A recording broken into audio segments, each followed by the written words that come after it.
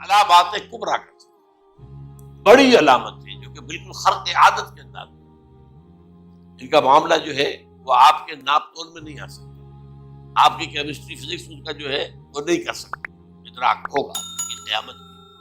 ان میں نمبر ایک کیا ہے؟ بہت بڑا دھواں ہے پوری دنیا کو رکھے۔ نمبر دو، دجال کا ظہور ہوگا جو اپنی خدائی کا دعویٰ لے کر آئے گا اور بنوائے گا، اس کے ہاتھ میں ہو جائیں گے، قبضے میں ہو جائیں گے سارے ذرائع پیداوار، اس کی طرف پہلا قدم اٹھ چکا ہو، ٹرپس کے نام سے معاہدہ ہو چکا ہے۔ کوئی ملک اپنا بیج پیدا نہیں کر سکتا، یہ بیج ہم نے ڈیولپ کیے ہیں، ان کے ڈیولپمنٹ سے پہلے تم ایک ایکڑ سے کتنی گندم لیتے تھے، آج کتنی لے رہے ہیں؟ کس بنا پر؟ جینیٹکس کا جو کام ہم نے کیا ہے اس کی بنا پر ہوگا، ہاں تو ہمارا حق ہے، اس کی رائلٹی ہمارے پاس آنی چاہیے۔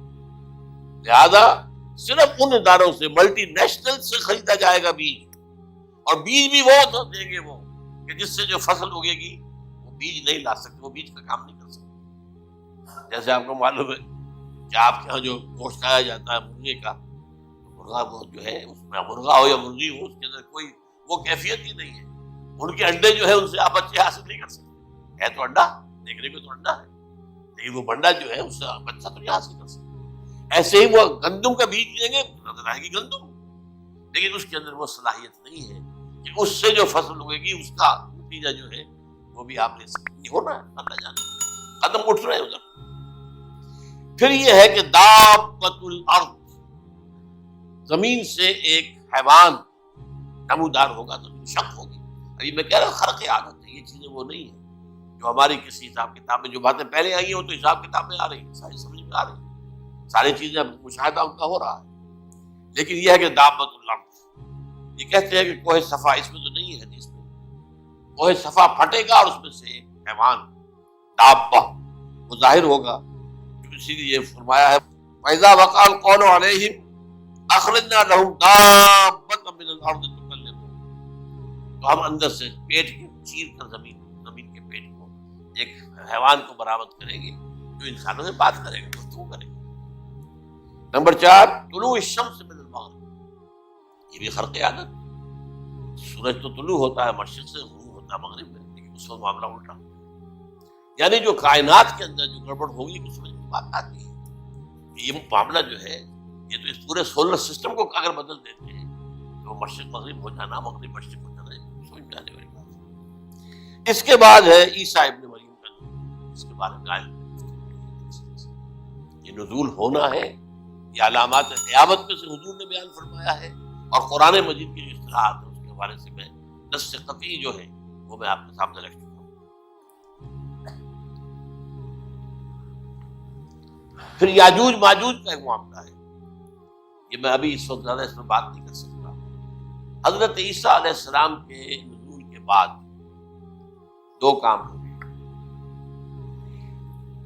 یہودیوں کا قلع قمع ختم، تمام یہود، ایک کام تو یہ ہوگا، اور نمبر 2 عیسائیت کا ختم ہو جانا، عیسائیت کی نفی کر دیں گے، بھائی میں تم مجھے خدا کا بیٹا بنائے ویسے ہوں، میں تم خدا کا بیٹا نہیں ہوں، میں تم کا بندہ ہوں، رسول، میں نے تم سے کب کہا تھا کہ مجھے خدا کا بیٹا بنا۔ نمبر 2 یہ کہ وہ خنزیر کو قتل کر دیں گے، یعنی یہ تم نے خنزیر کب سے کھانا شروع کر دیا، میں تو تم کو نہیں کہا، اجازت دے کر گیا، یہ تو شریعت موسوی میں حرام تھا اور میں کہہ کر گیا تھا کہ یہی شریعت تم پر لاگو رہے گی، ہاؤ کم تم نے کیسے کی؟ آج بھی بہت سے رومن کیتھولکس جو ہے وہ سور نہیں کھاتے، وہ ہے ان کے اندر کچھ نہ کچھ بعض جو ہے جو حضرت عیسیٰ کی تعلیمات کا کچھ اثر ان کے ہاں ہے۔ میں تو ایک مرتبہ، یہ 1971 کی بات ہے، 4-5 دن کے لیے برسلز میں رکا تھا، اس لیے کہ وہاں مجھے ایک صاحب نے خط لکھا تھا کہ وہاں ایک نوجوان ہے، ابھی ایمان لایا ہے اور اس کے کچھ مسائل ہیں، ہم کوشش کر رہے ہیں ان کے مسائل حل کریں، آپ بھی جا رہے ہیں، میں انگلینڈ جا رہا تھا تو واپسی پر آپ یہاں چلتے تھے، میں حیران ہوا، ویسے اس نے مجھے اپنے گھر ٹھہرایا نہیں، اس لیے کہ ماں باپ تو اس کے کرسچن تھے، اور پولیس کا چیف آفیسر اس کا باپ تھا، چیف آف پولیس، اس نے مجھ سے ایک دن کھانے پہ بلایا، میں ہوٹل میں ٹھہرایا، مجھے کہا آپ اطمینان سے یہاں کھانا کھائیں، اس گھر میں نہ آج تک کوئی شراب کی بوند آئی ہے اور نہ ہی کوئی بوٹی آئی ہے. نوبت کیا تھی. اب اکلوتا بیٹا تھا عبدالعزیز، اس نے بعد میں نام رکھا، وان کینٹن اس کا نام تھا جو کہ اوریجنل تھا. پھر اس نے نام رکھا عبدالعزیز وان کینٹن، پرانا نام بھی برقرار. نہایت ایک نہایت 28 سال کی عمر تھی، اور اس وقت میں نے دیکھا تھا کہ اس کی فقہی معلومات جو ہے میری معلومات سے 10 گنا زیادہ. اس کی وجہ کیا ہے؟ وہ گیا تھا موراکو میں ایز اے ٹیچر ملازمت کرنے، پیسہ کمانے. وہاں وہ مسلمانوں سے اس کا ہوا رابطہ ہوا، اسلام کی تعلیمات سامنے آئی، اسلام لے آیا. اب اکلوتا بیٹا ہے، اور ماں باپ جو ہے کرسچن کیتھولکس. جب وہاں سے واپس آیا تو پھر کہتے ہیں کہ ہمارے درمیان ایک معاہدہ ہے، we are living together. لیکن یہ معاہدہ ہے ہم مذہب پہ بات نہیں کریں گے، بس باقی جو بھی ہے وہ ساتھ رہ رہے ہیں. لیکن میں حیران ہوا، مجھے معلوم نہیں تھا. اچھا اس کے بعد اس نے جب اسلام کا فیصلہ کیا تو اس کے سامنے سوال آیا کون سی فقہ اختیار کریں. تو اس نے بڑی جو ہے تھورو اسٹڈی کی ہے تمام فقہوں، کمپیریٹو اسٹڈی. ان کو کرنے کے بعد پھر فائنل فیصلہ اس کا یہ تھا کہ حنبلی فقہ میں اختیار کریں. چاروں فقہوں میں سب سے لیٹسٹ حنبلی، یعنی حنفی نمبر 1، پھر مالکی نمبر 2، پھر اس کے بعد شافعی نمبر 3، پھر یہ امام احمد ابن حنبل. اور امام احمد ابن حنبل کے زمانے تک احادیث بہت بڑے پیمانے پر جمع ہو چکی، جبکہ ابھی حضرت امام ابو حنیفہ کے زمانے میں اتنا زیادہ جو ہے حدیث قابل ذخیرہ نہیں بنا تھا. اسی پر تو لوگ حیران ہوتے ہیں کہ زیادہ احادیث امام ابو حنیفہ کے علم میں نہیں تھی، لیکن مجال ہے کہ ان کا کوئی فتویٰ جو ہے کتاب و حدیث کے، کتاب اور سنت کے خلاف. اگرچہ انہوں نے صاف کہا کہ اگر تم پاؤ کوئی ایسی سچی حدیث، پختہ حدیث جو میری کسی رائے کے خلاف ہو تو میری رائے کو دیوار پر دے مارنا اور اس صحیح حدیث کو. لیکن ویسے اس کے بعد یہ کمال یہ ہے کہ بہت ہی کوئی شاذ معاملہ ہے کہ جس میں ان کا کوئی فتویٰ وہ کتاب و سنت کی منافی ہو یا سنت کی منافی ہو. کتاب پہ تو سوال پیدا نہیں ہوتا، کتاب تو ساری ان کے سامنے موجود ہے. اس کے بعد یہ ہے کہ یاجوج ماجوج، اصل میں بتا رہا تھا آپ کو کہ جب عیسائیت بھی ختم ہو گئی، یہود ویسے ختم ہو گئے، استیصال ہو گیا، جڑ کٹ گئی. اب عیسائیت گویا کہ اسلام میں ضم ہو گئی. عیسائیت مذہب ختم، یہودی خود ختم. اب یہ طاقت کتنی ہو جائے گی؟ تقریباً 2/3 دنیا کی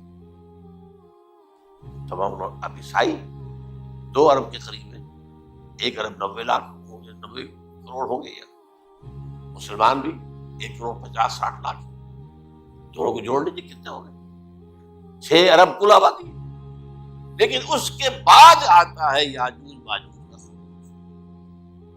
یہ یاجوج ماجوج میرے نزدیک چائنا اور رشیا،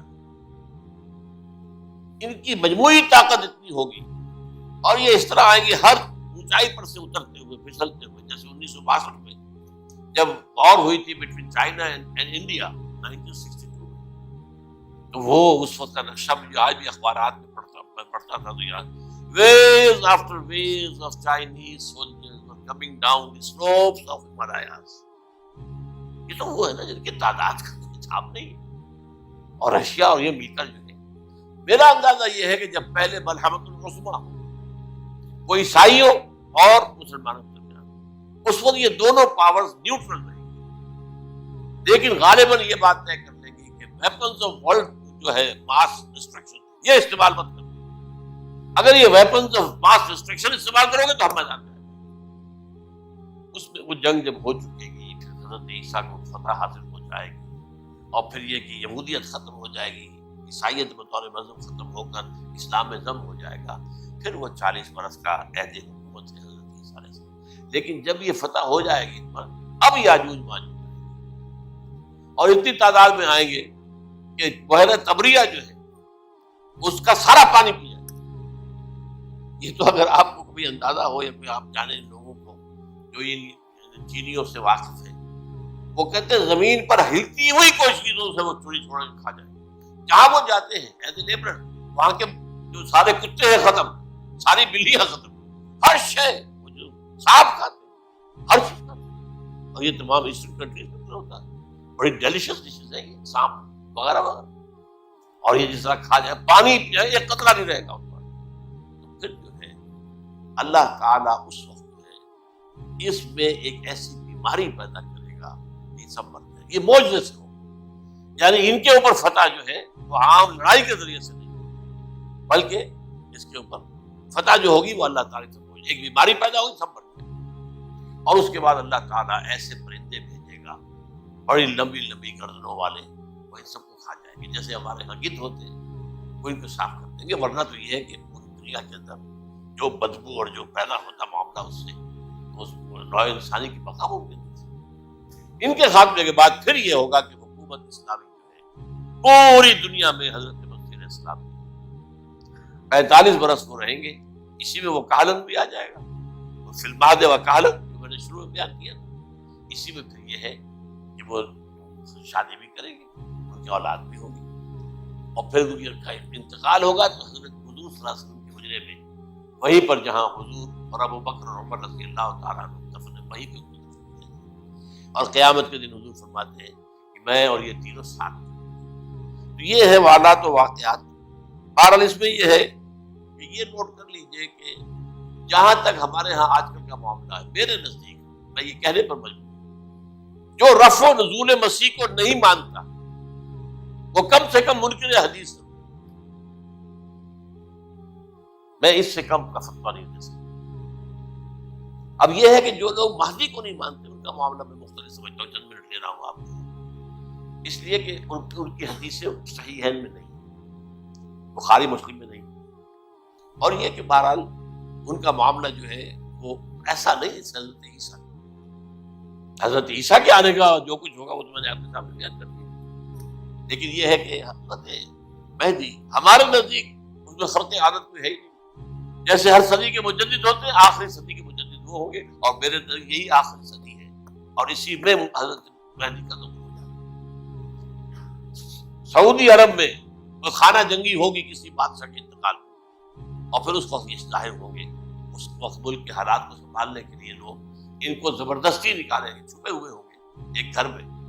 یہ حضرت ام سلمہ رضی اللہ تعالی عنہ کی روایت ہے کہ ایک بادشاہ کے انتقال پر یہ خانہ جنگی ہو جائے اور ایک شخص مدینے سے بھاگ کر مکے میں چھپ جائے، یہ تو ہے ان کے الفاظ، میں توجیہ کر رہا ہوں، لوگ ان کی طرف دیکھ رہے ہوں گے کہ یہ جو وقت آیا ہے فتنے کا ہماری قوم پر، ہمارے ملک پر، تو ان کی شخصیت ایسی ہے کہ یہ بیچ میں آئیں، صلح صفائی کرائیں، اور وہ جو ہے اس ذمہ داری سے بچ کر بھاگیں گے اور جا کر مکے میں چھپ جائیں گے، پھر لوگ انہیں تلاش کر کے نکالیں گے اور زبردستی ان کے ہاتھ پر بیٹھ کریں گے، ورنہ وہ اتنے بڑے منصب کو۔ اور پھر یہ بھی ہے ایک حدیث میں آتا ہے فی لیلۃ واحدہ، ایک رات میں ان کی مکمل اصلاح کرتے ہیں، یعنی اگر کوئی تھوڑا بہت نقص اور عیب بھی ہوا بھی، کوئی کمی کوتاہی ہوئی بھی، تو اللہ تعالیٰ ایک رات میں اصلاح کرتا ہے۔ لیکن ہمارے نزدیک اس قدر خرق عادت ہے ہی نہیں، البتہ جو کہتے ہیں اہل تشیع وہ خرق عادت ہے کہ ان کے 12ویں امام جو ہے